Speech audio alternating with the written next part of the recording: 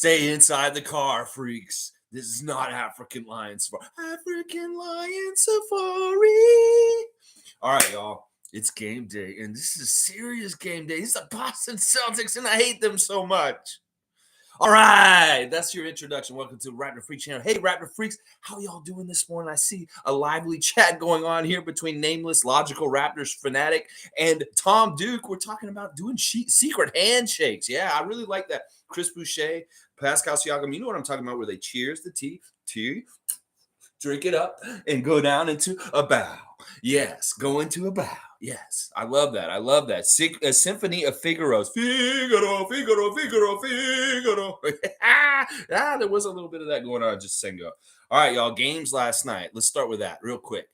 Just looking over the NBA scoreboard from last night, looks like the Pistons are not as good as the Knicks because they lost to the Knicks, which is really crazy. I really think that the Pistons should have handled that game. I'm not very happy about that, but it is what it is. The Miami Heat losing to the Timberwolves. It's going to be a long year in Miami. I'm going to tell you that right now. Miami fans, you're not going to enjoy your year this year. I'm going to tell you that right now.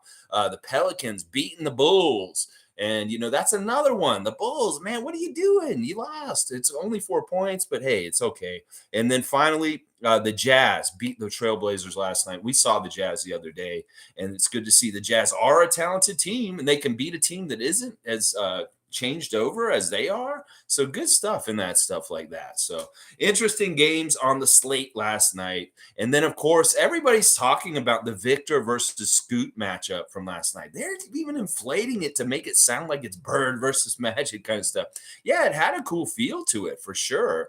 And Victor is crazy. He is a weird cheat code for sure and stuff like that. Very intrigued about how this whole Victor thing's going to go this year as far as the tanking and stuff. They saw that nice bait out there last night to be like, maybe we should lose a lot. We should lose a lot this year. Yeah, Greg Popovich over there saying that. Danny Ainge, Sam Presti, different people like that are like, we need to lose more. Go ahead and tank for Victor, and only one of you can get him. So somebody's going to fail. Somebody's going to fail at that. Oh, yeah. All right, let me see. All right, there was a lot in the chat this morning. That, like I said, there was some talk about the Crocodile Hunter, crikey. Someone talk about how the freaks in the wild, the Raptor freak in the wild, all kinds of weird stuff going on in here with Fanatic and Nameless. And I love it. I absolutely love all of it. It's amazing. And then, of course, Tom Duke's here. Good morning. He just chopped up some freaks and put them on his omelet. What? That's crazy. What are you doing? You're not Robert Picton or something out there, are you? Pig farmer. Don't do that. All right, let's see. Really good to see everybody here. Let's see. We'll get through all the silliness. They want to do a secret handshake. I think that's cool. I'm into that. All right, fun guys here. Good to see Fun Guy. Good to see Cool Cats here. Good morning. We're ready for preseason tonight. Yes. That is what I'm all about. Fun Guy saying, I've always debated who's better, Willie or Juancho Hernangomez. Ooh, that's a good little debate. Well, I think it's Juancho just because, I don't know. Maybe you're right. I think Willie maybe has had more successful NBA career, but it could be that Juancho has the higher ceiling over time. I don't know. It's hard to gauge the two of them. Nako's saying Scoot looked more talented than Victor.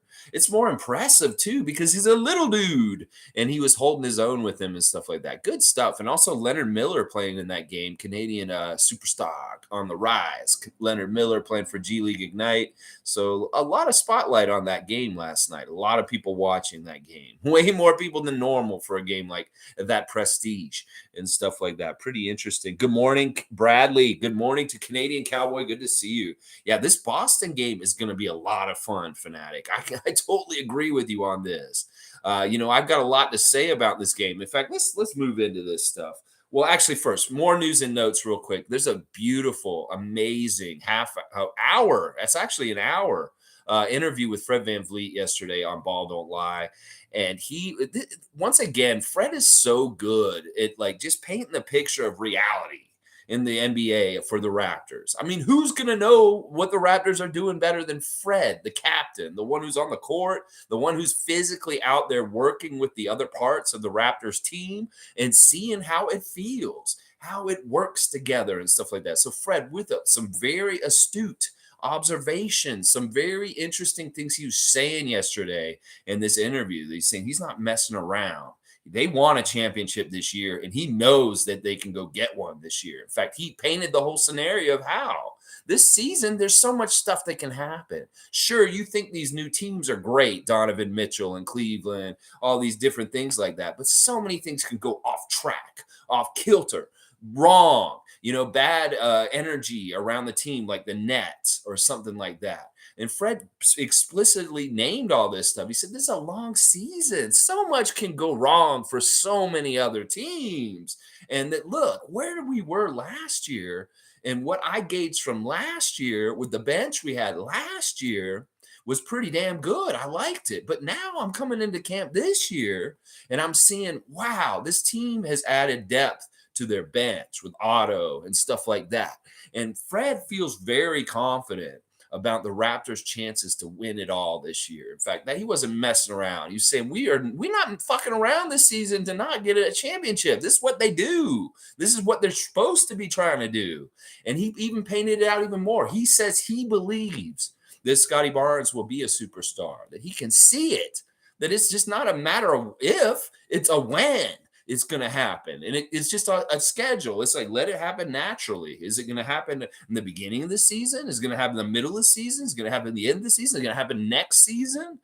It's going to happen. Scotty is going to bloom and blossom into something even more than what he is already. And Fred sees it. Who's the most educated person to judge all his team is? And, this man isn't like resting on his laurels and just saying, oh, we're good, and just lip service. This man is being critical and is thinking of assessing his teammates and his team around him going into the season. And he thinks that we have a real good chance to do this. As he said the fuck around and find out line again. He said, we're going to fuck around and find out. Because Fred really does believe this. And I love that so much. It's such a great interview with Fred. He got really detailed about people defense in the league. He talked a lot about Kyrie Irving. He talked a lot about, I had forgotten that one of his old heroes was Darren Williams of the old Nets and Jazz, that point guard from back in the day. And I was like, holy crap, I totally get it now. Fred does pattern some of his game after that great point guard from a generation or so ago, Darren Williams, if you guys remember him. But yeah, that interview is one of the best Fred interviews ever. Once again, he just comes out and he just lays it all out there. And he says, look, you know what? Y'all don't have to believe us, but I'm leading this team and I'm on the ground floor running with them. And I can assess them better than I can, better than Joe on the street around the corner, better than the NBA writers down on the south of the border. The man who's running the team and who's on the court, he can tell what's going on with them. And this is a much better team. He's exactly right. Our depth is crazy good. And it's also the kind of thing is like, if things happen to our team this year, God forbid with injuries or stuff like that, we will have next man up mentality right away.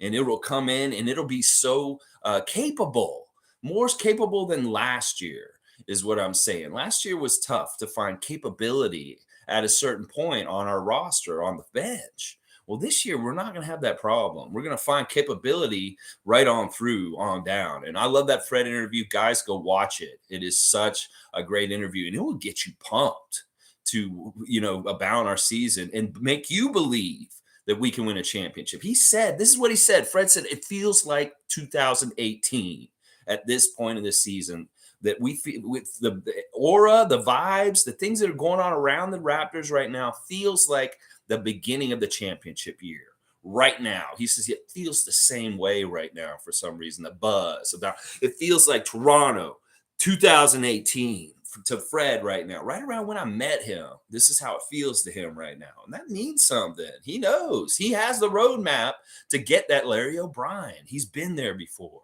So I believe him. If he believes that this is what's coming up for us and stuff like that. Oh, yeah, I believe him. I really do. I really, really, really do. All right. Okay. The Raptors have unveiled a new part of their practice facility that is absolutely crazy cool. Like it's very kind of Big Brother-ish in some ways, but it is multimedia. It's CP24 screen with everything, the traffic and the sports ticker and the weather and everything's on there, all the information, and it spreads right across the room. And it is distracting. You could tell in the interviews they did yesterday with Nick Nurse, Pascals, Siakam, and Christian Koloko that they were getting distracted by this new addition to the practice facility. They basically have real-time stats. Like they have it, it's the NOAA system. It's something that Nick Nurse is a real big proponent for. He asked for all this stuff to be in the practice facility, and it's amazing. It tracks their shots, like it all in real time, like on the court and everything, and puts their stats up there and stuff. And then they can put all the stats from the last game up and all this kind of stuff. It kind of smacks of this thing that Nick would do already, is like when he has practice sessions before the team comes in, like to do film room stuff, like in the morning, he'll write a whole bunch of stuff on a chalkboard or a dry erase and just have a whole bunch of stuff that the guys can come in and see before any coaches come and talk to them, and they can look at it and deal with it themselves. They don't even have to get that kind of awkward, like, oh, you should have been doing this better kind of talk. You know what I'm talking about? When you're working and you're critical, people are critical of your job to tell you something. Well, if you just put it up there on the screen and let them read it themselves without you having to come up to them and say, you should have had less turnovers against the Jazz on Sunday or something like that. It's much better for them. Like Pascal said, he comes in, he doesn't talk to anybody, and he can just look up there and see what his stats tell him. And it's like they don't even have to do the interaction with the coaches. It's weird. It's a little dystopian in a way. Like it really is kind of weird, and it is the future. And I can look at it as all the positives of it and stuff like that. But it is also a weird disconnect of technology and that stuff. I don't know. I think it's all good. I think it's a very fantastic system and stuff. But I wonder if they have the option to turn it off at times, because it does seem like it's very overstimulating. And very, very could be like a distraction. It kind of reminds me of the way the bubble was with all the big video screens of the people's faces around the court in that really weird time of the NBA and stuff like that. But very, very cool state-of-the-art stuff. And that we're the cutting edge. And this is going to probably help the guys a lot in different ways and stuff like that. Plus, they can put the TV on there and they can watch highlights. They can do all kinds of different weird stuff with that video wall. So I'm excited about it. Nick says everybody loves it, but even a little bit, I can tell Pascal's they're a little overwhelmed by it. It's very, very like bombardment of information constantly kind of thing and stuff like that. But it's cool because we got a sneak peek of what they care about and they put up there. They have the deflections rankings from the first preseason game, Gary Trent up at the top with Josh Jackson. And you could actually go and look at all that stuff.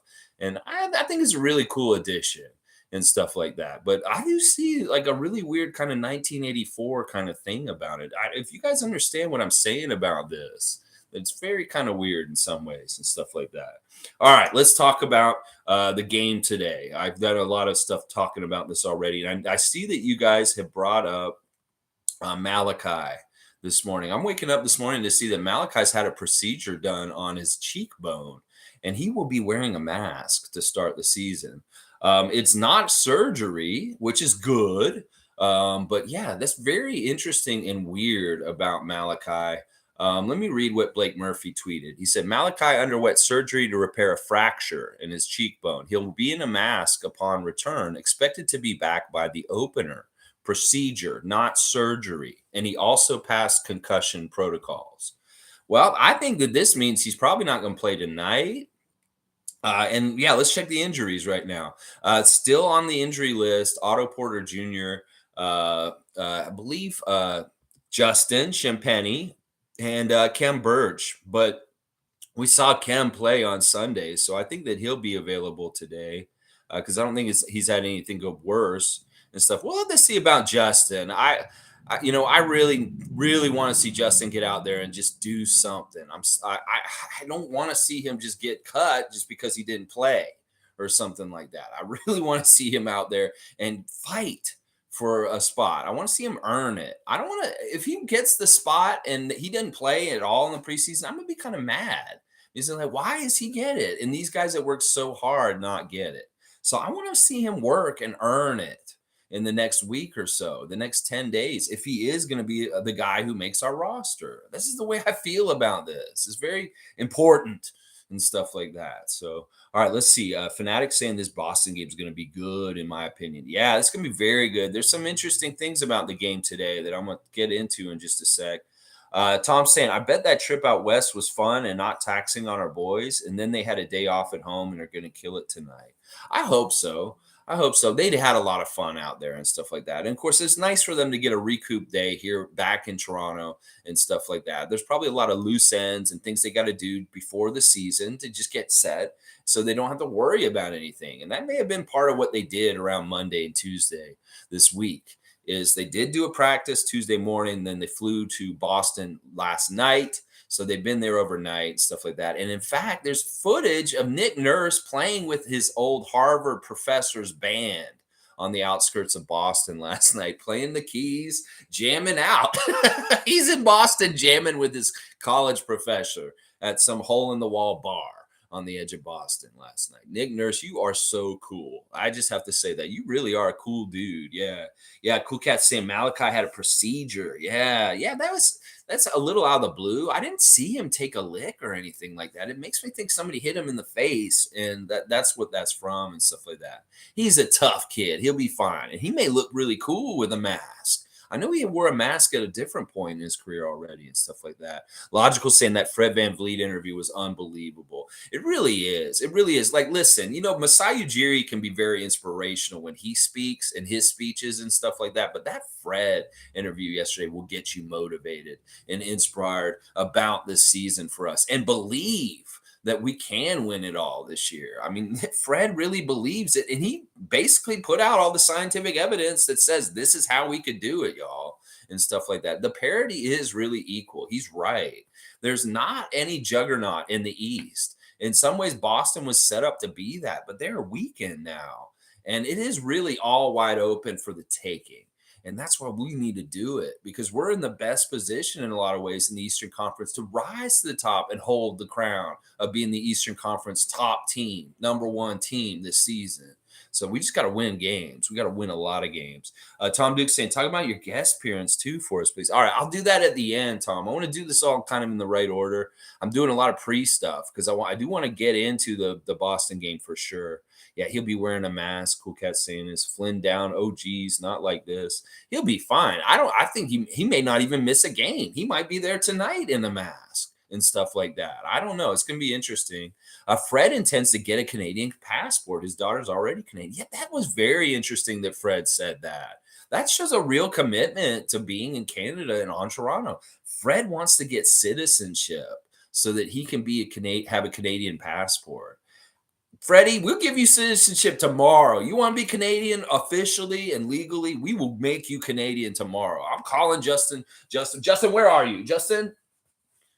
Yeah, what's up? Why are you waking me up right now? You need to call Trudeau. I know you're in your little Justin network and get Fred Van Vleet Canadian citizenship today. I'll see what I can do. And just so you guys know, Alexei is my son. Fun fact. As long as he gets Fred some Canadian citizenship, I'll be fine. So you just call in Trudeau. Yeah.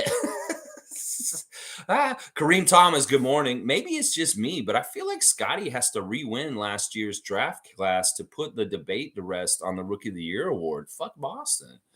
Well, I think you might be right to a degree, Kareem. There's a lot of buzz. I mean, listen, they have this stupid ESPN ranking of like 10 breakout stars for this season. You don't see Scotty's name on there. You see Cade Cunningham, but you don't see Evan Mobley either. This is true. And this is going to be a thing that's going to have to be revisited over and over again throughout his career. It's very similar kind of thing to Magic and Bird, where you have to just try and be the better person. It's really not totally clear between Larry and Irvin at times and stuff like that. Well, this is going to be something because there's so many people that feel like he didn't deserve it and stuff like that. So it is true. Kareem's right. Scotty's got to put forth that he is the Rookie of the Year from last year, that he was the best guy and really show it this year. And he will. I really do trust and believe in him. Yesterday on the podcast, Confederacy of Dunks, I was a guest on their show. We taped it yesterday, and it's coming out later today. So be on the lookout on Raptors Republic for me guesting on Confederacy of Dunks. It's quite a lively appearance. And yesterday, I think I might have hit the sweet spot, guys.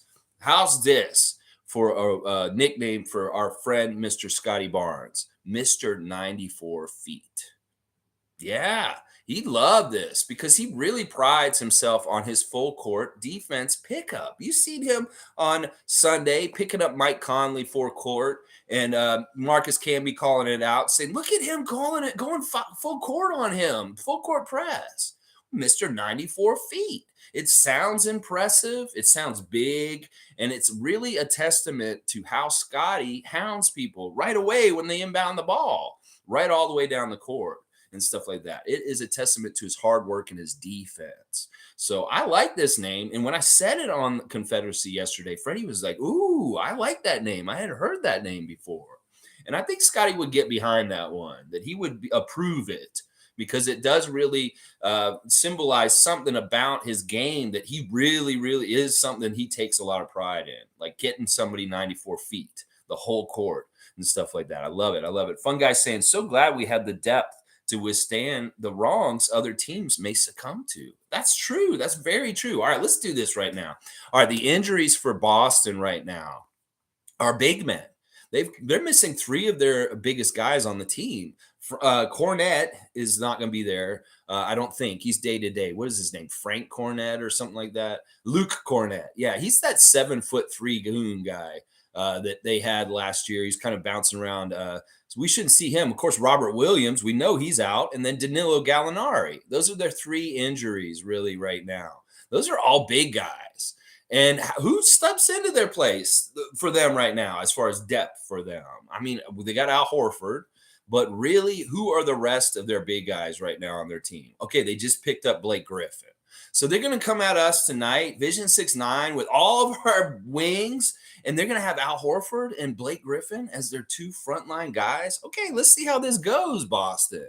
Let's really see how this goes. And this is a testament to what Fun Guy's saying right here. We have somebody like our Robert Williams go out. Well, we have the next guy to jump in.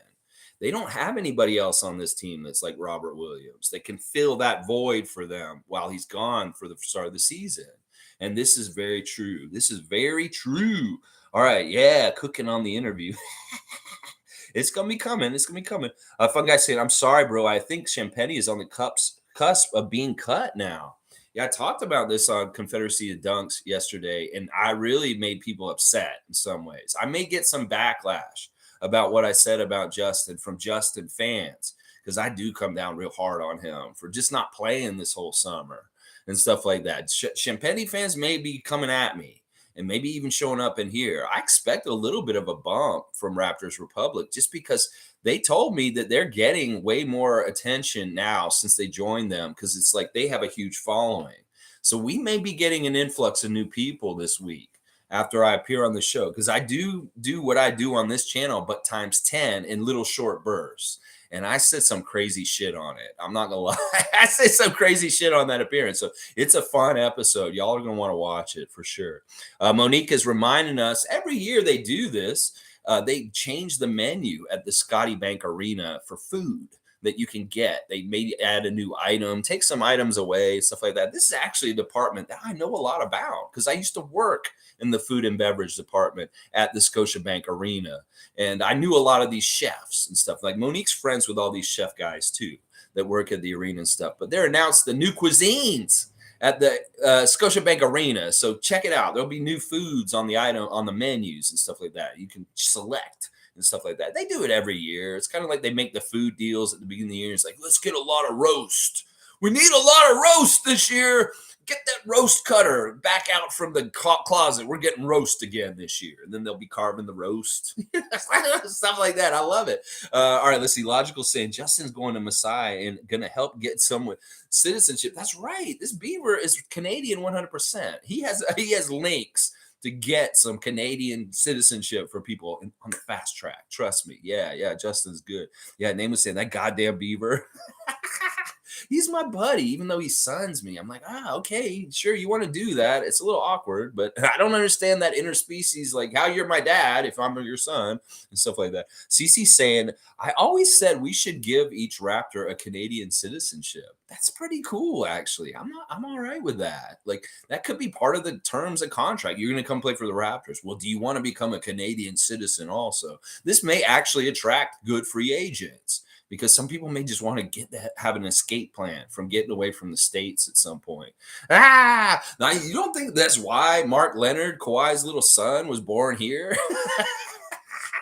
Escape plan. Tom Duke, Mr. 94 feet. I like it. I like it. It's a good name. I really think it fits him, and it's new. We've never heard somebody called Mr. 94 feet before, and it's big. It's 94 feet. That's a huge like distance and stuff like that. It really speaks to him in some ways. Let's see. Duke Rocks is saying, I put that Fred Van Vleet interview on the back burner, but you'll convince me to give it a look-see. Definitely, Duke. It's worth watching. Fred is like cussing on it, and he's just straight up being Fred and just no nonsense. And he really talks about his history of who influenced him to make him who he is. And he even talks about some of his secrets about how he's so good at defense. He looks at it like shadow boxing, a little bit of shadow boxing, a little bit of sleight of hand kind of stuff. He really pays attention to how people walk with their gait and how they step forward. And he analyzes, well, this is how I would lock them up because they step this way and they show this tendency. And he said he can do this just by watching a guy walk on the court, that he pays attention to the way other players walk, and he analyzes them in a way that, all right, this is how I would lock them up because I can tell their natural physical tendencies with what they want to do with their body just by watching them walk. He's amazing, honestly, and he really is looking at some crazy little details. And I love the shadow boxing kind of stuff that he's talking about, like moving quick with the hands and stuff like that. It really does have a lot to do with knowing when to grab and hit that ball out of the other player's hands and stuff like that. So really fun stuff with Fred. Really, really fun stuff. Logical saying it's already out. I'm checking it out. I'm a regular commenter on their videos. Okay, so the Confederacy of Dunks episode is out apparently. So yeah, go watch it after the stream and you'll see me. I get a little animated. I wait my turn, but I burst. I like energy. That's so crazy. Yeah. All right, let's see. Raptors all the way. Not gonna lie. I'm a bulk shopper. I love it. Let's see. Jays and Raptors tonight. All right, nameless. Let's go Blue Jays. Keep on rocking it. Fun guy saying, watching my guy Lexi while surfing for high THC strains to buy for tonight's game. Ooh, well, fun guy. If you like that sativa, man, there's some good stuff out there. I got some Pineapple Express myself right now. Max Lex mode. Yeah, it was pretty crazy. Like, I get really loud. Really, really loud. Oh, Glamma D saying it's already out. I watched it just before you went live. You look good, by the way. Way to represent the Raptor freaks. Thanks, Glamma D. I did do a good spot for us. I kind of told them that we're like the Illuminati for protecting the Raptors and making sure that they win championships. It's like, the Knights Templar guard the Holy Grail. And we kind of are like this secret society of really positive, awesome Raptor fans that are kind of lurking around in the shadows, ready to jump in and help the Raptors stay on their course towards more Larry O'Briens. That's really how I look at what we're evolving into, because that is our goal and our mantra is we want to see them win, just like Masai says. And we'll fight for their honor that we believe that they can win, even when other parts of our fan base are like, come on, guys, we'll get like fourth. We'll get like fifth. We're not going to be number one. So like, fuck that. Fuck that. This is Ricky Bobby shit. We ain't playing for nothing but number one. Glad to hear it's up, and I'm gonna have to watch it too because I want to see how I came off. But you say I look good, Glamma? Awesome. I was worried because I did at one point almost drop an F-bomb, but they can cuss on that show. It's like, why did I even worry about it? I could have just said it. So crazy. All right, let's see. All right, let's keep going with what you guys are saying. Duke's got a fantasy question. You can exceed your roster limit if you have a player injured. Well, that's the thing. You're gonna have to fill in your number of games at that position. You want 82 games at each position. So if one of your players is hurt for part of the season, you need an injury sub to accumulate the stats while they're out. we're going to get closer and closer. We'll talk more about this, but you guys should be kind of looking around and messing around with it and kind of seeing what's going on with it and stuff. But none of this points are scored for preseason. But we will talk more about this Duke and stuff like that. But yeah, it's really about, you'll see in the bottom, it'll tell you what you're online for pace, as far as like whether you're on pace to get all those games filled over the season. And you can adjust accordingly to playing more people, maybe at point guard because you had a point guard out and you want to play somebody else in there, but just make sure you got it on track to go to 82 games and stuff like that. Nameless is saying, what a terrible fate for Champagny if that's how it all ends for him. Can't cut due to lack of availability, but if it's a real reminder of how cutthroat this business can be, it's just true. It is just true and stuff like that. You'll see the whole part on Confederacy Dunks. I go off about why he probably won't make the team.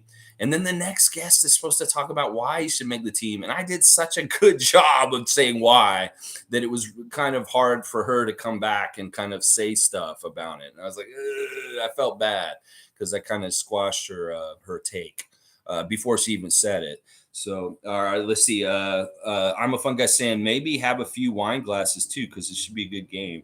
Yeah, I'll smoke some weed, but I ain't going near no wine. I wouldn't count Champagny out. Trust me on that. See, all right, there's two camps. I mean, obviously, there's going to be different things. I'm not totally counting him out. In fact, in some ways, I'm kind of rooting for him in some ways. All right, looks like Tom posted the the Confederacy of Dunks already. I told them I'm going to send everybody over there, so you guys give them some good numbers on it.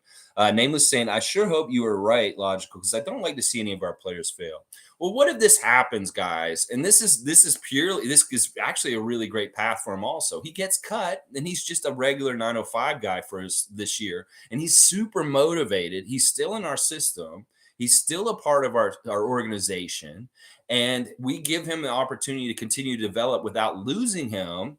And he has an earnest thing to work towards, trying to get back on the team, like in a full way and stuff like that. Because in some ways he was undrafted. He got a two-way spot, and that was easier. And that was like, okay, but this is different. After the two-way, you have to really fight for your spot to continue to stay and stuff like that. And this could be a great, like, even if he gets cut, he's 905 and he still has the ability and the possibility of doing so well at that level that he gets called up onto the main rosters.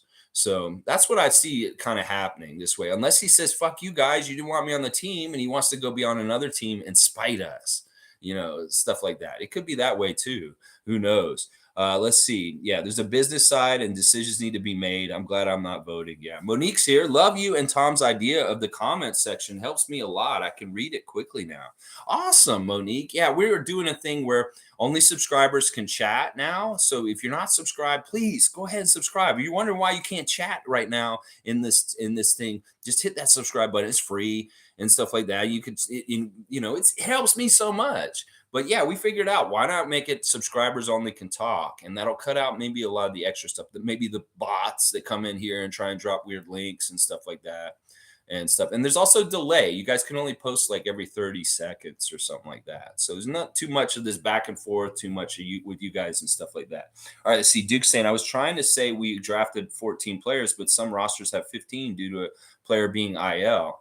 Yeah, you can do that. And you can do that now. Like, if you really want to, go find some guys who are on the IL and stash them. But know that when they come off the IL and you want to use them in regular games, you have to drop somebody at that point. But you can stash somebody like Chet or somebody that's hurt for the beginning of the season that's on the waiver wire and have them. And when they come back, you can use them. So that's actually a really good strategy in fantasy sometimes, is to forecast ahead. All right, well, this person's not on the waiver wire, but they're hurt. But they could be back in like a month or two and be very helpful to my team at a time where I really need a boost. So there's actually 17 spots on the rosters in the fantasy league. You can have up to 3 in injured reserve on there and stuff like that. So yeah, that's the way it works, Duke. We can get more minute into the specifics of it, stuff like that. Road to 1,000. That's right. Kareem saying next on Open Gym, Masai. cuts Justin Champagny and tells him to pay child support for all of his sons. Damn, just Kareem Thomas. That is a burn. Wow, that is amazing. Like, seriously, that's hilarious in some ways. It's crazy. Nameless saying, you are a little too knowledgeable to argue with for most people, I'm sure. It wasn't even an argument. I didn't even know she was going to have that take. It's just that I just totally like landed out. I laid it out why I thought Justin shouldn't make it over DJ Wilson. And I had a whole bunch of really good like talking points. And then, it was tough because Freddie was like, okay, now because he knew kind of what she was going to say. And I was like, I didn't realize it. Anyway, Kareem, you are funny, man. That is the comment of the day right there. Jam Joe's here. Good to see another name, Jam Joe's. Too much sun talk from this guy Champagny. The basketball gods might actually be a real thing. That's the thing, man. You don't want to mess with this, especially raining on somebody's after game interview and stuff like that. I think there may be some truth to what he's saying. Is that there's different stuff with this. You want to stay humble and make that humble hustle, like Pascal Siakam says and stuff like that. When you get a little too big for your britches, your side stuff going on in your life messes up, and all of a sudden you're not the coach of the Celtics anymore. So it's like you want to be a balance of humble and doing what you're doing in your life and just be appreciative and gratitude. Because if you don't have enough of that, things can be in trouble at some point. All right, let's see. I expected that. Just want to confirm. Congratulations on the episode. Watched it this morning. Awesome. So you guys have all watched it already. It's fantastic. I appreciate y'all supporting them and checking it out. Blackhawk saying tax implications will make players pass on citizenship. They have too many tax havens in the U.S. to hide behind. Well, they can be both. They can be dual, and they can do things over on that side still, but have that citizenship also and stuff like that. I don't know. Interesting. Duke saying Champagny's bro had a good game with the Sixers. He won't get much minutes, but he played well first preseason game. Yeah, Julian had a really good first preseason game with the 76ers, and they look good overall against the Brooklyn Nets. The other day. All right. Yeah. So injury report real quick, just fast. As I said, Luke Cornett, I don't know why I want to keep calling him Frank Cornett. It sounds like an old 70s hard-boiled detective show or something. Frank Cornett on the job. No, it's Luke Cornett.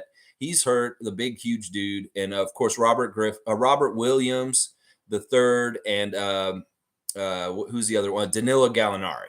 So none of them. So they do look a little small to me overall, Boston. I mean, they've got their regular guys. We've obviously got to come in and have that beginning of the game with our starters versus Tatum, Brown, Smart, Horford, and they're starting Derek White right now as their fifth starter. Now, that's a lineup that we can really bully in some ways. And the other thing we got to remember, this is a new coach. Now, they had a pretty cream puff kind of opponent on Sunday against the Charlotte Hornets.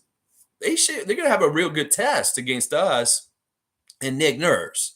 And if we're going to get into coaching kind of issues with versus, we win that one by a long shot. This Missoula guy is just trying to figure out how he can throw weight around on this level. He's not known. He's not respected and things like that. But they do have an ace up their sleeve tonight. And I really don't like this. The ref report isn't friendly to the Raptors tonight. I'm going to tell you guys that right now. Our lead ref tonight is Josh Tiven.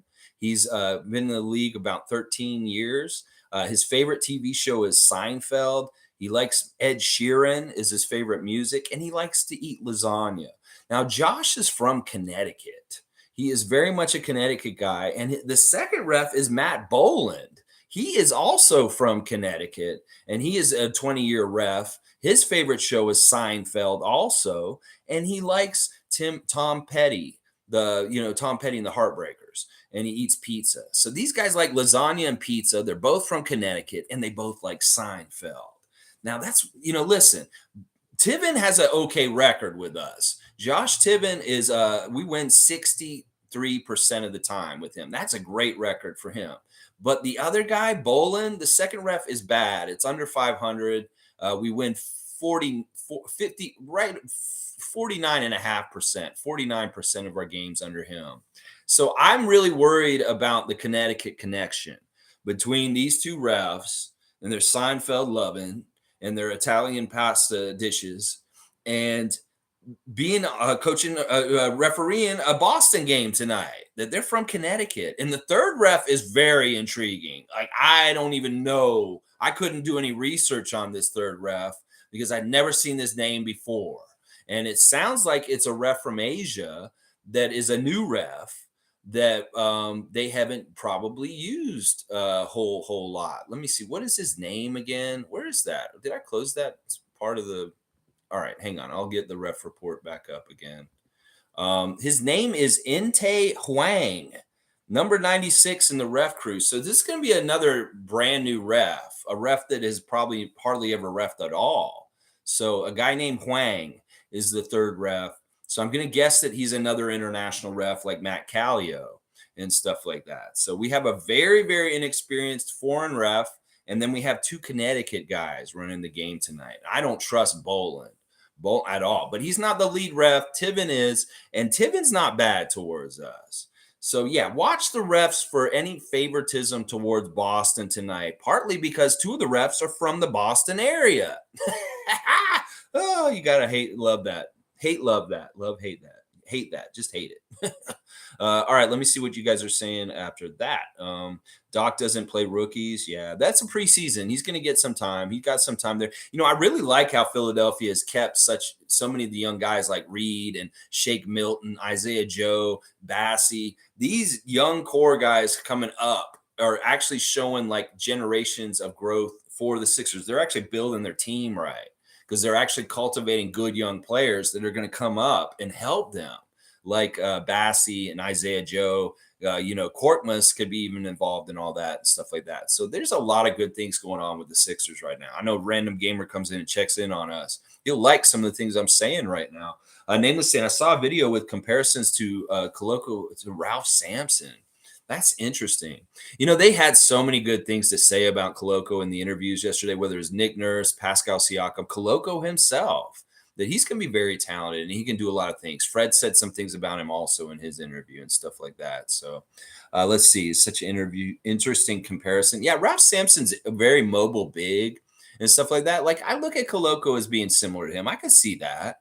You know, he's more in the like DeAndre Ayton, David Robinson, mobile, kind of big, can run the floor. That's that thing Nick Nurse really loves about Christian Koloko is his motor, is that this kid comes every day. And that's not very often true with big men.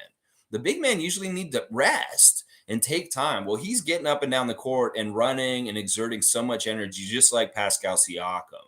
And that's a real interesting thing for a guy his size and height, that's something that Nick Nurse really values, that he has a high motor and stuff like that. He said that a couple times. Let's see. Once you're in the G League without a two-way, any team can poach him. Yeah, I don't care about that. Let him poach him. Let him be like Reggie Perry last year. It's not going to like he's going to come back and hurt us, even if he gets poached or something like that. That's just a risk that we take and stuff like that. I'm not worried about that. Summerlow's saying, tell the refs we have Italians in Canada too.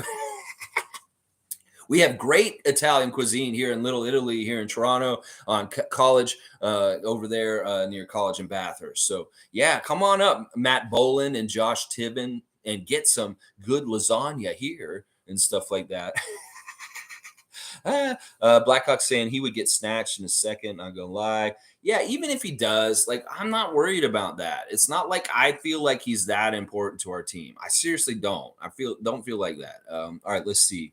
Patrick Douglas saying scout report on referees, just awesome. Play our game and nullify the refs. Yeah, for sure. But just it's good to know who we're dealing with heading into it. Just that, it's nice to know. It's like I know that Nick looks at it and he finds out what they like. Maybe he's going to talk about Tom Petty with Matt Boland tonight. He'll be like, yeah, I really wish Tom was still here with us.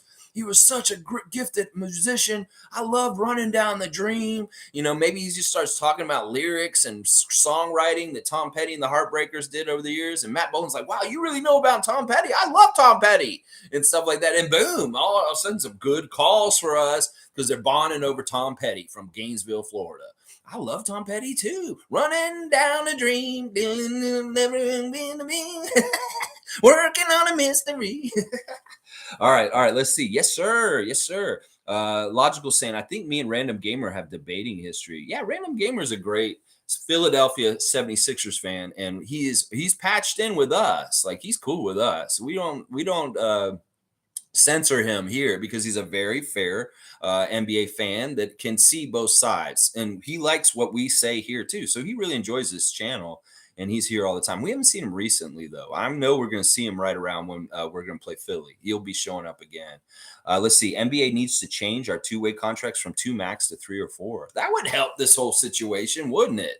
If we could have that many two ways, but it would get a little confusing, and maybe that is too much. I think that they say, well, it's called the two-way. We can only have 2 of them. Of course, 2 ways, only 2. That may be how they thought. Duke Rocks is saying, can't remember who could be ESPN had a coach's ranking, and Nurse didn't make the overall ranking, but yet Nurse ranked high for other categories. Laugh out loud. Not logical at all. Okay, yeah.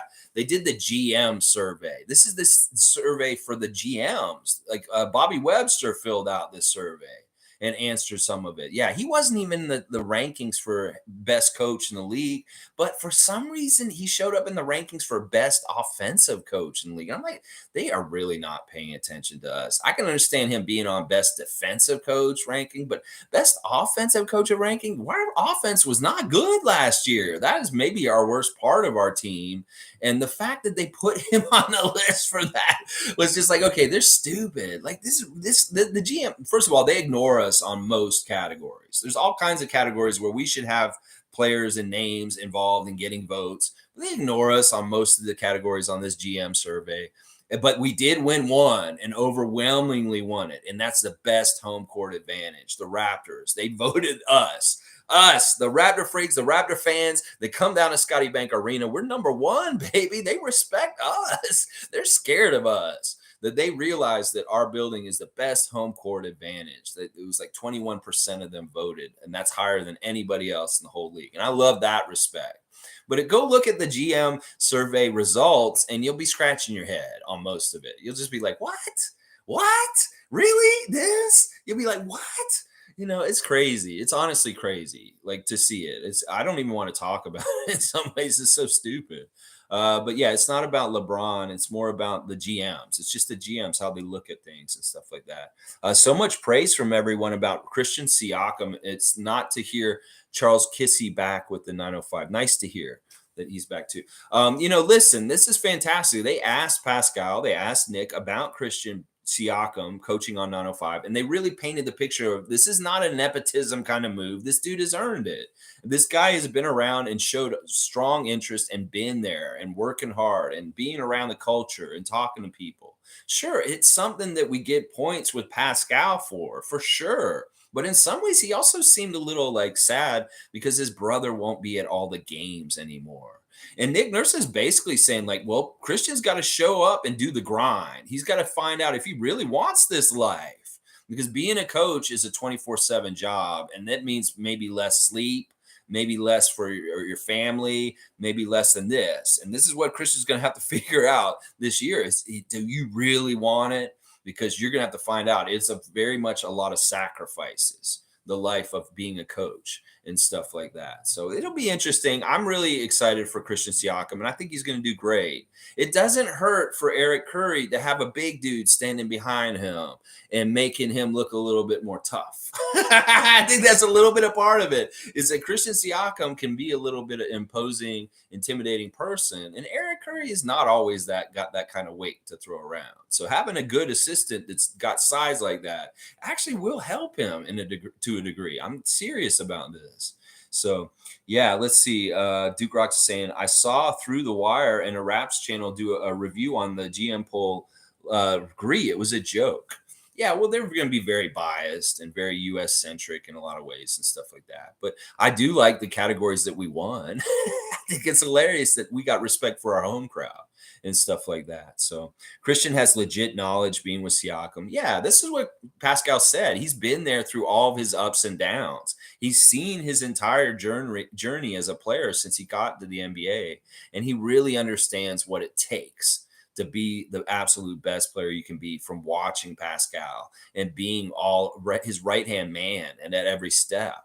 So that really does inform him for how he can help young players develop and say, well, this is, he could tell stories like, well, this is what my brother would do and stuff like that. And it's like, you can't look at it this way. This is the way Pascal looks at it and stuff like that. So he does have a really good base of knowledge. Plus, he was a player himself. He played overseas. He has a basketball career. So it's not like he's some nobody off the street. He is somebody who's been around the game and does have good knowledge and stuff. But they really did do those interviews yesterday to pump him up and not make it seem like, well, what is this move? It's just a nepotism move? No, he earned it. And he showed that he wants to do this, that he's committed to being an assistant coach on the 905 this year. So this is great. This is great in all kinds of ways and stuff like that. Herro got 130 for 4 years. Today's price is definitely not yesterday's. Holy crap. Well, we did the trivia yesterday, and that's how much money that Marcus Camby made his whole entire career for 19 years in the NBA, 130 million for almost 20 years. Well, Tyler Herro will accumulate the whole amount that Marcus Camby made over his whole almost 20-year career in a 4-year contract. That's amazing. And that really is like something showing there. Like Marcus Camby was a all defensive player, led the league in blocks at times. And this is where we're at as far as like contracts from then to now. It's really a lot different. It is definitely a different price. For sure. Logical saying, I saw that 30 million. I think it's not a good contract. I think that eventually they're going to feel like, oh, this is a horrible contract. Why do we do this? Ken A saying we never had favorable ranking spots. Yeah, and that's just the truth of it. This just happens with us. We're used to being slighted. That's why I kind of didn't even want to bring up the GM survey, except for the part about like us and our home crowd and stuff like that. The rest of it is like, who cares? There's just talking out of their ass and stuff like that. So. GMs underrate our talent until they become available. Yeah, this is very true. Patrick Douglas is right. They like the sewer and say, oh, they're not that good. And then all of a sudden, oh, we want OG. Give us OG. But OG's not that good this time. And like, oh, no, wait, we really want him. Stuff like that. There's a lot of that. That contract pushes the Fred Van Vleet contract in my opinion. Well, we'll have to see how they handle it. A lot of it's already been discussed and probably figured out. It's just a timing thing and stuff like that. It's probably going to happen in the next week or so. Seriously, I think Fred's going to get his extension, and it'll happen pretty soon. Some are saying there was a ranking for best top 3 stars per team. Toronto ranked 18. Kind of sad. Yeah, that is sad, and that's disrespectful. They'll find out. We'll let them know. We'll let them know real quick. I'm a fun guy saying people used to complain of Siakam, which is like only 3 to 5 million more through the years. I know. That's insane. I wouldn't pay Tyler Herro that much money. I don't think he's going to be that good. I think he has a lot of limitations as a player. He's clutch. He can shoot and he can do certain things, but there's other deficiencies to his game that make him a liability. And I think investing something like that in him like that is kind of crazy in some ways and stuff like that. All right, let's go to the next thing I want to do here. And let's do why not? Let's just do the real mascot matchup, guys. Dun, dun, dun, dun, dun. Real mascot matchup. So last time we saw the Raptor on Sunday, he was just woken up out of the casket that he died in because Joel Embiid dropped a curling rock on his head. And he hated the music because it was off key, it was off beat. It was some middle school age kids playing clarinets and horns and piccolos and flutes and shit. And it sounded real bad. It made him so mad, he turned into the Velociraptor and busted out of the box. And now he's on the street and all these kids are staring at him. And he's like, ah, he's yelling, and he looks and he sees that they're just kids and they're very scared. And they kind of like, some of them wet their pants. They're so scared because this is like freaking out. Like not only is a dead person woke up, was a raptor, but he's also like snarling and like has teeth that he could like eat them all up real quick, like butter popcorn, or like popcorn chicken or something. Gobble them up, gobble up. So the kids freak out. They kind of do that Kevin McAllister from Home Alone. And like he makes a motion at them, but he also realizes these are kids. I can't do this to them. So he kind of like makes a move at them like this, and they all scatter. They all run away. There's no carnage. He's not slaughtering middle school children. Come on. He has a heart to a degree, but he did scare them away, and he did get them to stop playing the music, and he got them to go away. Well, there's this dude who was watching from inside a saloon. Yeah, Somehow the Raptor got stuck in Wild West era. Like this is maybe the 1800s or something like that. And this dude comes out of the saloon. He's this big red-haired Irish guy. And he's like, oh, I saw what you did to those kids, and I'm not going to stand for it. And he's rolling up his sleeves like he wants to come out and beat the Raptors' ass for, like, you know, scaring these little kids away. You can't treat kids in my town like this. I like their music. Of course, this guy, you know, whatever. He has bad taste in music and stuff like this. This is an Irish guy. And I think his name's like Seamus or Lucky or something. His name's Lucky. Let's just say his name's Lucky. And he comes out and he's doing this fighting style. I don't know if y'all saw this old school fighting style. Like old fighters would fight like this. Like, I don't know that. I don't know why they put their fists like this. Like, what are they fighting like a kangaroo or something? But he's coming up on the Raptor like this. And the Raptor's kind of like, all right, you want smoke? You want smoke? You get smoke. So he's about to fight this big, burly, red-haired Irish dude named Lucky, who just walked out of the bar. Like, he's like, oh, I'm going to these kids, how you can do this to these kids. So let's see what happens. It's going to be a throwdown in the street. And this will actually be a fight because the Raptor has no problem fighting a big, ugly Irish motherfucker like Lucky. And that's what's going to happen. So we'll find out next time on the Real Mascot matchup how this whole throwdown is going to go down in the street between the Velociraptor Raptor and Lucky, the Irish bartender. So, yeah, there you go. There's your Real Mascot matchup for today. Yeah, I know. They're weird. They're crazy. You know what I'm doing with these. You know what I'm doing with these. Yeah. Yeah. So, all right, let me catch up on the comments and stuff like that. Let's see. Summer Low is saying,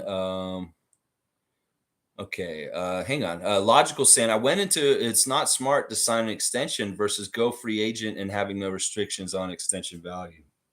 I don't know. That's Tyler Herro stuff. Let Miami mess up and put some money invested in him and stuff like that. It's all good. Yeah, Tobias Harris is another great example of that kind of contract for sure. Siakam makes 3% more than Harris. Where's the value in that? Like, look at that's what I'm saying. That's smart investment. You give the bag to Siakam and Van Vleet, it pays off more and more. That's why I have no problem with doing extensions for Fred and Pascal because they're going to be worth every buck, every cent of that contract. They will be worth it. Yeah. Tom Duke likes the Real Mascot matchup with the muscles and it's going to be a fight. There's going to be a showdown at the OK Corral in the middle of the street. That shirt was during the playoffs, Patrick. Yeah. All right. Let's see. Oh, the Rap shirt that I got. This is from 2018 season. So this was just in the seats from the playoffs. I got this in the grab bag last year. I didn't even go to this game. I got this from my friend Ken. He had a whole bag of old Raptor shirts he didn't want anymore. And that's how I got it, stuff like that. So, all right, let me keep going with what we do here. So keys to the victory today. The really important thing for the Raptors to do today is to establish alpha dog dominance over the Boston Celtics right now. They are weak. They are feeling a little reeling from the M.A. Udoka scandal right now. They're not totally got everything worked out exactly. And so we need to come and strike and set the tone of we are going to beat your ass all season long. And we want to start tonight. And we're going to come and like maybe they didn't look as sharp on Sunday, the starters against the Utah starters. But we don't want to see that tonight. We want to see them go head to head with Jaylen Brown and Jason Tatum and handle them in the ways that we handle them, being Vision 6'9", having so many switchable players, so many headaches for them. We want OG to give them OG-itis. We want a Precious Malady. We want Barnes syndrome. We want all those kind of defensive sicknesses that the other team gets from our defense to be in effect tonight. That this is an important game. This isn't just a regular preseason game. This is a statement kind of game for the season and making established stuff. Sure, if we don't win, whatever, it's preseason. I'll say that afterwards. But there is bragging rights and there is that good feel of like, let's get some beat down on the Boston Celtics. Now, like I said, we need to watch for these two Connecticut refs. They are possibly homers and they may do some fishy stuff with the whistle. But once again, it's preseason. Who gives a fuck? But it will be interesting to see if our starters play more minutes in this game than the Utah game, partly just because it's Boston. Then again, we may not see any of them play, and it could be even less. And it really could be a battle of our benches, our middle bench, our very end of the bench, the guys who are in camp battles trying to make the team. And that's from their game on Sunday against Charlotte. There are guys on their bench we need to watch out for. Sam Hauser was a really big factor for them with his shooting. Peyton Pritchard, that annoying little shit. Yeah, we need to watch out for him also. And then, Malcolm Brogdon actually came in and played pretty good for them on Sunday. But he's not, like I've said before, he's not somebody I worry about because we've handled him so well in years past on the Bucks and the Pacers. But these are the kind of things we got to worry about is these little shits hitting three-pointers on the outside. So really, really guard the three-point line well tonight, Raptors. Out hustle, outwork them, play Raptors brand basketball. And we will be on the winning side of things tonight. I want to see our depth overcome them at some point. I want to see our length overcome them at a certain point.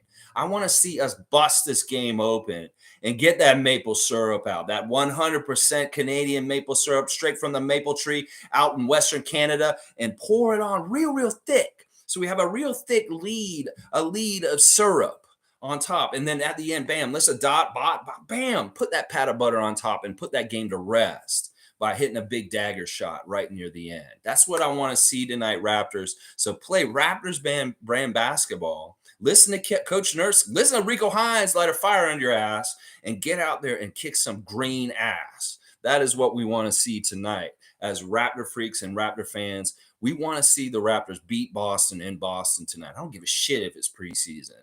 This is statement kind of game, even early into this kind of stuff.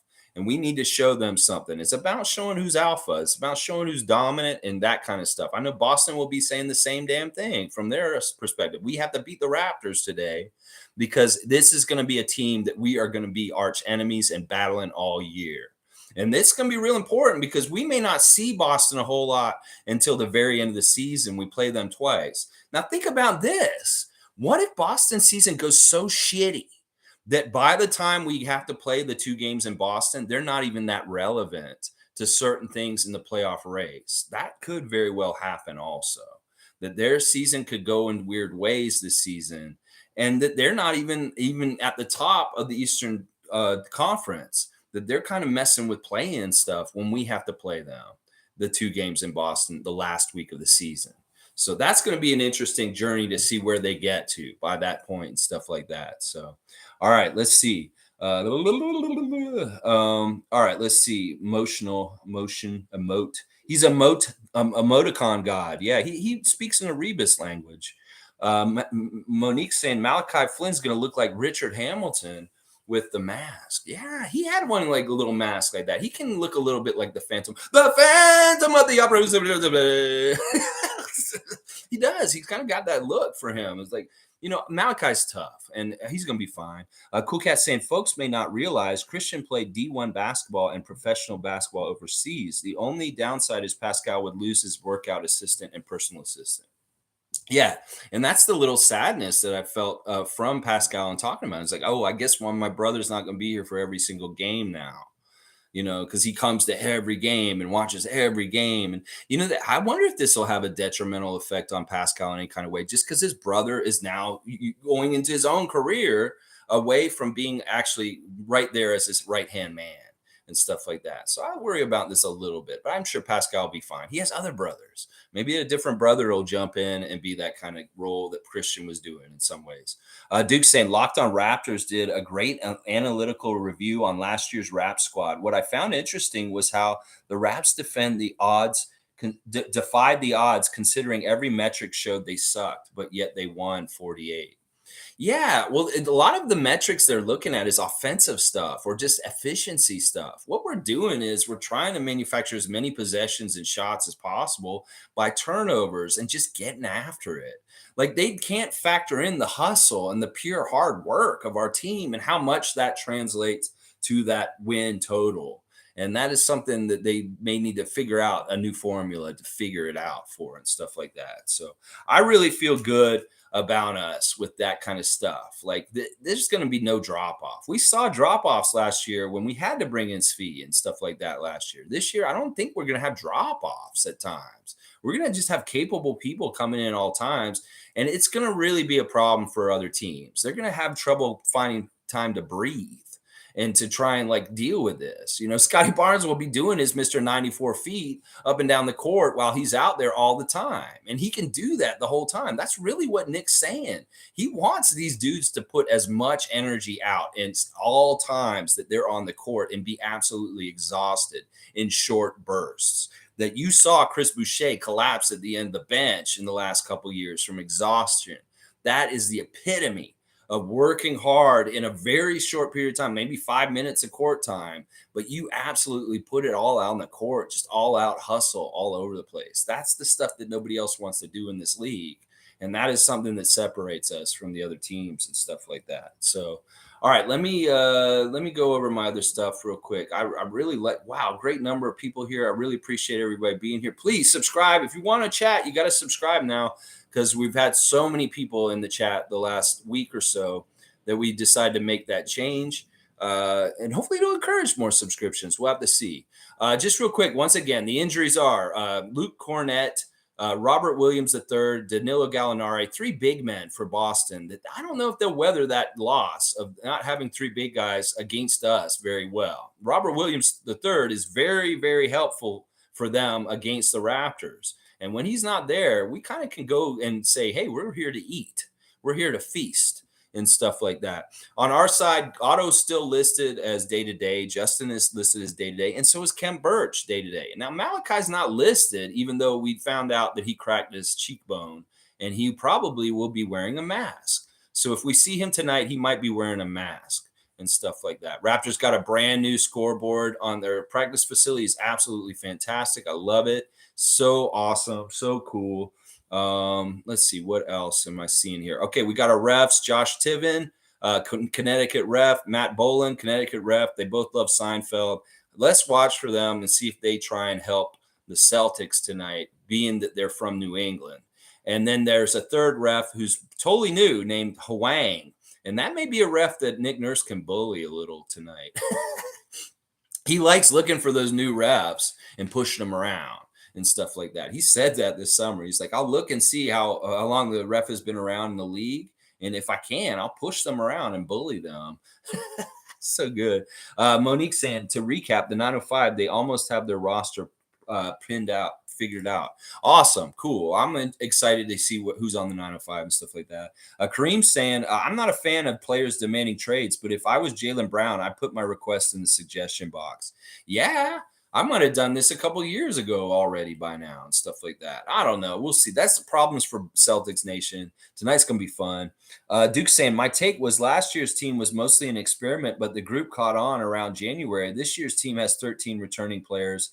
Last year was defense. This year will be better offensively. Yeah, I think that's a really good take. And that's true. Like, it was an experiment last year. They were really kind of just finding things out, experimenting, trying to see what this will work. And they figured out a winning combination of things and stuff like that. So they have more guidance and direction and like really thinking through what they're doing on offense. They're going to be way better this year. And they were really good last year already. So Fun Guy saying, yeah, I got to say, I'm seeing a lot of new people today. Love it. Awesome. Awesome. Duke Rocks saying, we're going to destroy the NBA. The NBA won't know what hit them. We will bully most teams. I really believe that. I think we're going to be very much a bully to a lot of teams in different ways. And they're not going to like playing us. It really is going to be the kind of thing where people are going to see their schedule for the week. And they're going to be like, okay, we're playing Cleveland. Then we're playing Washington. And, oh, fuck, we got to go play the Raptors. There's going to be a few people that are going to be saying that kind of stuff this year. David's saying, what does it mean when it says slow mode is on? It means I've made it so that you can only write in something every 30 seconds. Just so somebody can't just like type like crazy for like 20 things and stuff like that. Tom Duke saying, I hope they all suck. Yeah. When Fred said that, I love that. That's just like how I think. Fred and I are very much birds of a feather with how we look at things and stuff like that. We both are very big proponents of fuck around and find out. And that's what he's all about. I'm all around that too. David, you set that up to give me lag for trivia. No, I don't. I won't do any of the restrictions on the chat for trivia days. It won't be restricted to just subscribers. Anybody can play trivia, and there won't be any time stuff like that. So I didn't do it yesterday. So don't try and use it as an excuse from yesterday. You did great. You got 200 points. What are you worried about, David? You're not worried about it. Come on, man. All right. So yes, I appeared on Confederacy of Dunks yesterday. The episode is out already. Some of you have already watched it. It was a very animated episode. I love being on that show. It was the 4th time I've done that show. And it's each time it's kind of shown an evolution for their show and also what I'm doing on this channel and stuff like that. So definitely go check them out and give them some clicks and give them some love in the comment section and stuff like that. Let them know that we're for real, the Raptor Freak cult, and that we are coming in all kinds of different ways, and we are around. We are everywhere. We're going to be in Montreal. We have Raptor Freaks going to that game. We had Raptor Freaks in Victoria. I'm sure we had a Raptor Freak at Edmonton. I didn't even know it, but we're everywhere. And that we let them know. Tom Duke says you should get that handicap. Well, I can't just give it to David by himself. It's for everyone. It would be the same thing. So, no, I didn't do that restriction yesterday. Everything was wide open. So don't worry about that. Let's see what else is going on. Oh, about Sunday's game. If you're going to the Sunday game for the Bulls, and we're going to meet up ahead of time, the game starts at 6. That means the doors are going to open around like 4:30. So really plan ahead and figure out your Sunday ahead of time so that we can meet up immediately, like right when the doors open, and hang out and have a little time to hang out, meet and greet, and maybe get organized to sit together for the Bulls preseason game this Sunday coming up. Because I'll be there with Adriana, and I know Monique will be there. I know Sue's coming. I know a couple of you are also going to be there. So around maybe on the stream on Sunday, we'll talk about what time and where we're going to meet before the game on Sunday. So be prepared to schedule your day like that, so that even because it's an earlier game, it's a 6 o'clock game, and they open the doors 90 minutes before. So we're going to try and get there for 4:30. And yeah, that'll be fun. It'll be really good and stuff like that. Let's see. Fred's comments on Stackhouse were nice. Yeah, that was really eye-opening. The influence that Jerry Stackhouse had on Fred Van Vleet when he was on the 905, and getting him to not give up and really pushing him and driving him and stuff like that. Good job, Jerry Stackhouse. I honestly thought you were going to be the next coach of the Raptors instead of Nick Nurse. And you were the one that I was picking at that time just because of your success with the 905. Well, it didn't work out that way. And in some ways, I'm really glad. Nick Nurse is amazing. He's a godsend and stuff like that. Jerry Stackhouse is a fun coach, though. He's interesting. He's very fiery. Like, I have a friend who has a cousin who played in the NBA, a very close friend of mine that I grew up with in Tallahassee. And his cousin would tell us stories. He played for the Pistons. And he played with Jerry Stackhouse when he played in his career. And there was one day in practice where Jerry was very angry, and he got in a fist fight with his teammates, and he actually punched somebody out in the middle of practice. So Jerry Stackhouse has a very strong fire in him. Trust me, he really, really does. Yeah, that Fred interview was amazing, Lolita, wasn't it? It was so amazing. Tom saying, I was joking, and today's the first restriction for chats, I think. Yeah, it is. It's a restriction today. Great Jerry story. All right, let me see. Let me finish up. Okay, we're at an hour and 11 minutes. That's not bad. I don't really have anything else to say on here. Let me just check my tabs. You guys I've done the keys to victory. I've done the refs. I've done the injury report, and the real mascot matchup. Okay, so I've done my 4 important things. All right, guys, thanks for being here. This is going to be an interesting season. And tonight's a really good statement game. We got to come there and beat Boston in their own building. We really, really do. I'm excited about this game. Aren't you guys excited about this game today? It's Boston. It almost makes you feel like playoffs, even though this is the preseason.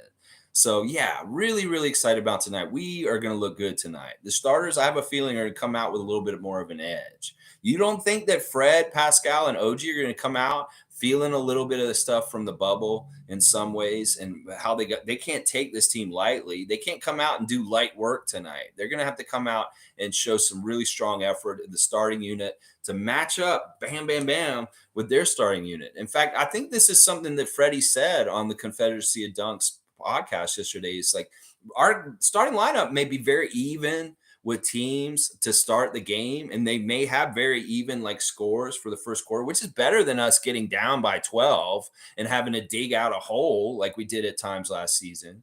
So if we can have games like where we're very even in the first quarter, but then when we start bringing in the bench, we see a separation in the score more just because of the quality of our bench compared to what they're doing and stuff like that with their guys coming off the bench. That's what I think will happen. And Freddie said this. I'm stealing it directly from what Freddie Rivas said, is that maybe our starting lineup will be very like equal, but it will be the difference from when we start bringing in reserves. And how that affects the game over the course of the game is when we start breaking games open and start pouring that maple syrup on and stuff like that. I really kind of see that happening. Thank you, Logical Raptors Fanatic. Go check out Logical Raptors Fanatic YouTube channel. He's got something on Rico Hines this week. Very cool stuff. Always in-depth and great researched content. Logical Raptors Fanatic YouTube channel. Thank you, Monique. Always happy to see your name here, and always happy to get the news back and forth between us and stuff like that. When stuff is dropping, she is always there letting me know and stuff like that. And I try to do vice versa when I can at times too. Fun Guy saying, this is why I consider Boston our biggest rivalry. We always wake up ready to play them. Yeah, we're going to do this against Philly this year too, though, especially Scotty. Scotty's got some get back to get at the Sixers this year. He really does. He's been thinking about this all summer, how we lost in the playoffs, and it's sour in his mouth. He doesn't like it. So he wants to get some get back on the Sixers. It may be more the Boston get back is more from the older guys who were in the bubble. But there's some of the younger guys, the way they got tasted from the taste in their mouth from the Sixers when we played them in the playoffs, they have something to prove against them. I'll bet you Scotty and Precious in particular. So, yeah, let's see. Fun Guy saying, okay, Freddie Rivas is cool. Yeah, Freddie's awesome. And go check out his show, Rap Battles, or later this month at Comedy Bar West, Comedy Bar at Ossington and Bloor. That is such a badass show. They take two very talented performers from Toronto and they have them rap battle. And sometimes it'll be like TTC operator versus old lady taking two seats or too many bags on the seat and stuff like that. And they'll do like a funny rap against each other and stuff like that. So good. Paige and Bobby Webster. All right. Just put 2 and 2 together. Love LRF podcast. Oh, Duke, thanks, man. All right, guys. If you have any more fantasy questions, stuff like that, write them in the comments in the league. And I'll answer you there and stuff like that. Or also, if you want, you can put them in there and I'll answer them and have them in part of this thing also. So, Duke, if there are any more questions about the injured reserve slots, you go ahead and add a bunch of injured reserve guys and see how many of those slots you get. I think you have 3. So you can actually stash 3 guys. But then when they come on the healthy, you got to make tough decisions about who you're going to cut and stuff like that. All right, thanks, guys. Let's go Raptors. This is an important game. Fred says we look like how we looked in 2018, like my shirt says, that he feels that vibe around 2018 going into 2018-19 season when we won a championship. I would listen to him since he's kind of the guy who has the experience, has been on the ground floor in the middle of it all and been a part of everything. In fact, in his interview, he talked about his failures early in his career in the playoffs where he missed important shots when DeMar and Kyle were on our team. And I remembered them when he talked about it. And it really made me realize how much that failure shaped his career, how much the failure of Pascal Siakam has felt at different times in his career, like in the bubble, has shaped his career in wanting to win and succeed no matter what, because they don't like getting all the crap from us. They don't like doubting themselves about whether they're winners or good players or not. They just want to go ahead and fucking be successful and kick some ass. And that's what they're going to do. Trust me, this year, they're going to do a lot of things and be very successful. And tonight, I want to just have an joyous night where we just see our team kick the shit out of the Celtics tonight. And that very well could be the thing. Even though it's preseason, people say, oh, don't jump to conclusions or get ahead of yourself. It's just preseason. Well, it's the Celtics, and it matters. It does matter and stuff like that. All right, guys, thanks again. Please like, comment, subscribe. Go check out Confederacy of Dunks, latest episode on Raptors Republic, and support Raptors Republic. They have a new paywall up. And you know what? They have such good content. It's totally worth it, guys, to pay that $6 a month and get all the interesting stuff from them. So I highly recommend it. So there you go, Raptors Republic. I'm giving y'all a plug. All right, y'all. let's have a great Wednesday and let's beat the Celtics tonight, Raptors. Let's go get it, baby. We want to beat Lucky, that big, ugly, stupid ass bartender coming out here. You say, what? We didn't bite these kids. We didn't fight these kids. We let them lead. What, you want to fight us now? What? Because we are a big, ferocious velociraptor? We'll throw down with you, Lucky. Yeah, we'll throw down right in the middle of this Wild West Street, high noon. Well, it's going to be at 7 o'clock tonight, but yeah, we're going to throw down with you. Yeah, we're going to, come on, bring it. Just bring it, Lucky. Come on, bring it. Raptors going to, let's go. Yeah, let's go.